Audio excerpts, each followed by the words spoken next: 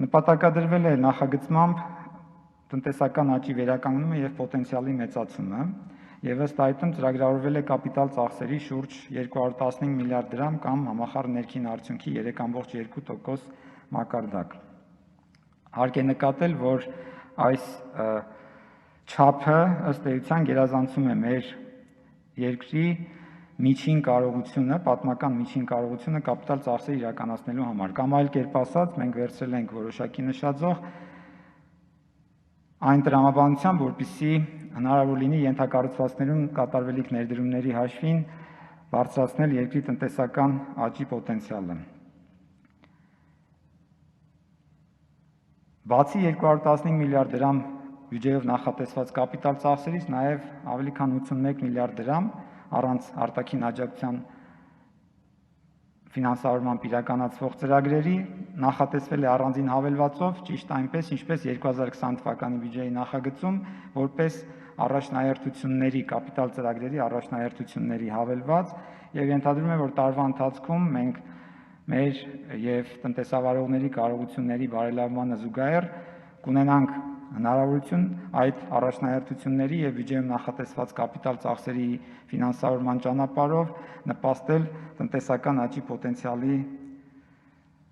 բարձրացմանը։ Ինչ վերաբերում է ընթացիկ ծախսերին, ապա այս դեպքում կիրառվել է սահուն հենքով բյուջետավորման սկզբունքը, որի հիմքում ընկած է այն տրամաբանությունը, որ ըստ էության ընթացիկ ծախսերի փոփոխություն չի կատարվում բացառությամբ այն գործոններով պայմանավորված փոփոխությունների, որոնք ընկած են ընթացիկ ծախսերի հաշվարկների հիմքում, ընթացիկ ծախսերի չափերի հաշվարկների հիմքում, եւ հաշվի է առնվում նաեւ իրավական կարգավորումների փոփոխությունները, որոնք տեղի են ունեցել եւ որոնցով պայմանավորված ծագել է ընթացիկ ծախսերի փոփոխության հիմքը։ Առաջին հայացքից կարող է տպավորություն ստեղծվել, որ սա նշանակում է զարգացման կանգ, բայց կուզենայի ցրելով այդ տպավորությունը մի փոքր անդրադառնալ նրան, թե ինչ է դա նշանակում։ Իսկ դա նշանակում է հետեւյալը, որ մենք շարունակում ենք իրականացնել այն պարտավորությունների կատարումը, որոնք մինչ այս նախագծի ձևակերպումը ստանձնված են եղել, եւ կուզենայի ներկայացնել այդ պարտավորությունների փոփոխության առանձին մի քանի մասեր, մասնավորապես մարդկային կապիտալում ներդրումների մակարդակի փոփոխություն է տեղի ունեցել արդեն 2020 թվականի բյուջեում եւ 2019 թվականի կեսից սկսած, իսկ խոսքը վերաբերում է հետեւյալին, որ 19 թվականի բյուջեի համեմատ մենք ունեցել ենք հետեւյալ փոփոխությունը, առողջապահության նախարարության հատկացումների շուրջ 22% աճ, ի համեմատություն 19 թվականի ծրագրային ցուցանիշների, 21 թվականին այն աճել է եւս 2.1%-ով, կրթության, գիտության, մշակույթի եւ սպորտի նախարարության համար 2019 թվականի բյուջեի ծրագրային ցուցանիշի համեմատությամբ աճը 11% է, իսկ 2021 թվականին, եթե հաշվի առնենք նաեւ կապիտալ ծրագրերի առաջնահերթության հավելվածում ներառված մասը 1.2% աճ, աշխատանքի եւ սոցիալական հարցերի նախարարության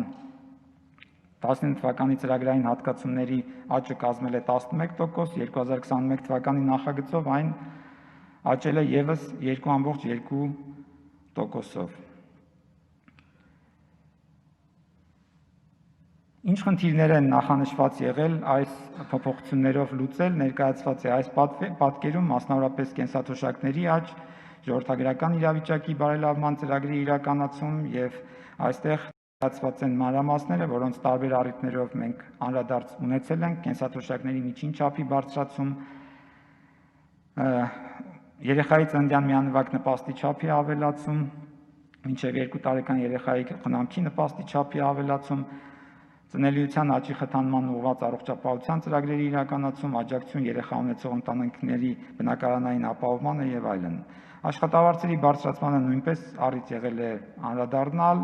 ուսուցիչների, ուժային կառույցների, արտակարգ իրավիճակների նախարարության փրկարարծառայության աշխատողների, ինչպես նաեւ անտառապահների եւ անտառապետերի աշխատավարձերի բարձրացմանը, մասնավորապես, ինչպես նաեւ բնակարանային խնդիրների լուծման համար աղետի գոտու բնակարանային հարցի լուծումն է թիրախավորված եղել եւ բնակարանային շինարարական կոոպերատիվների փայատերերի փոխհատուցումը։ Այժմ ձեր թույլտվությամբ կուզենայի անդրադառնալ այն մակրոտնտեսական շրջանակին, որը ընկած է բյուջետային շրջանակի հիմքում եւ որի վրա նախագծվել է 2021 թվականի բյուջեի նախագիծը, մասնավորապես կուզենայի մի փոքր մանրամասնել, թե ինչպես են իրականացվել կանխատեսման աշխատանքները, դրա հիմքում ընկած է ժամանակակից կանխատեսման մեթոդների կիրառությունը, բազմագործոն էկոնոմետրիկ մոդելների, վիճակագրական մեթոդների եւ փորձագիտական գնահատականների միջոցով օգտագործվել է հարկաբյուջետային քաղաքականության ընդհանուր հավասարակշռության մոդելը։ Օգտագործվել են վիճակագրության կոմիտեի պաշտոնական վիճակագրության պատմական ցուցանիշները եւ ընթացիկ զարգացումները, կենտրոնական բանկի եւ միջազգային կազմակերպությունների տեղեկատվությունը եւ կանխատեսումները։ Թե ինչպես են դրանք օգտագործվել, արդյունքները մենք կարող ենք տեսնել, ներկայացված են մասնավորապես կանխատեսումները համաշխարհային տնտեսական զարգացման վերաբերյալ հաջորդ պատկերում։ 2020 թվականը, ինչպես արդեն նշեցի, առանձնահատուկ տարի էր բյուջեի տեսակետից նաև եւ տեղի ունեցած գնահատումները եւ կանխատեսումները ինչպես 2020 թվականի, այնպես էլ 2021 թվականի տնտեսական զարգացումների հետ կապված ենթարկվել են փոփոխությունների։ Եթե ուշադրություն եք դարձնում այս պատկերում, ապա մենք ապրիլին ունեինք համաշխարհային տնտեսական 3%-անոց անկման կանխատեսում, այն պարագայում, երբ 2019 թվականի վերջում ակնկալում էր, որ համաշխարհային տնտեսությունը աճելու է եւ համապատասխանաբար ավելի քան 170 երկրում աճելու են տնտեսությունները, մինչդեռ, ինչպես քիչ առաջ ասացի, ապրիլին արդեն այն 3% անկում էր ենթադրում։ Հունիսի կանխատեսումները փոքր-ինչ վատթարացել էին 4.10% արդեն անկում եւ հոկտեմբերին վերանայված կանխատեսումը 4.4% է 2020 թվականի համար անկում կանխատեսում համաշխարհային տնտեսության առումով այստեղ ներկայացված է նաև Հայաստանի տեսակետից նշանակալի գնահատվող գործընկերների տնտեսությունների կանխատեսումների ցուցանիշները։ Ուզում եմ ուղղակի նշել, որ հոկտեմբերի կանխատեսումները չեն օգտագործվել ձեզ ներկայացված բյուջեի նախագծի մակրոշրջանակը ձևավորելիս, այն պարզ պատճառով, որ նախագիծը մշակվել է ավելի վաղ, քան այս կանխատեսումներն էին իրականացվել։ Ինչ վերաբերում է 21 թվականին, ապա կրկին եթե հոկտեմբերի կանխատեսումներին անդրադառնանք, ապա ակնկալում է, որ 5.2% կաճի համաշխարհային տնտեսությունը 2021 թվականին, համապատասխանաբար նաև ներկայացված է հիմնական գործընկեր երկրների տնտեսական զարգացումների կանխատեսումները։ Բացի համաշխարհային տնտեսական զարգացումներից եւ դրանց կանխատեսումներից օգտագործվել է, ինչպես արդեն ասացի, նաև ներքին տնտեսական զարգացումների ցուցանիշները եւ եթե ուշադրություն դարձնենք, ապա կիսամյակով մենք ունեցել ենք 5.7% անկում, որը կարելի է տեսնել հաջորդ պատկերում, որտեղ ներկայացված է ինչպես ճյուղերի նպաստումները համախառն ներքին արդյունքին, այնպես էլ պահանջարկի բաղադրիչների նպաստումները այդ նույն արդյունքին։ 9 ամսով պատկերը մի փոքր ավելի վատթարացել է եւ եթե ուշադրություն դարձնենք, ապա կտեսնենք այստեղ տացի ցուցանիշը եւ ըստ էության կարելի է նաեւ արձանագրել, որ հիմնական ազդեցությունը կրել է ծառայությունների ոլորտը եւ հաշվի առնելով տնտեսության կառուցվածքում ծառայությունների ոլորտի տեսակարգկշիռը, մենք ունեցել ենք այն պատկերը, ինչ որ արձանագրվել է հաջորդ սլայդում։ Եթե շարունակենք տնտեսական աճի եւ գնաճի կանխատեսումների ցուցանիշներին անդրադարձ, ապա 2020 թվականի համար ներկայացված նախագծով ի սկզբանե հետեւյալ ցուցանիշներն էին ենթադրվում 4.8% տնտեսական աճ եւ 2020 թվականի համար կանխատեսվում էր 6% տնտեսական անկում։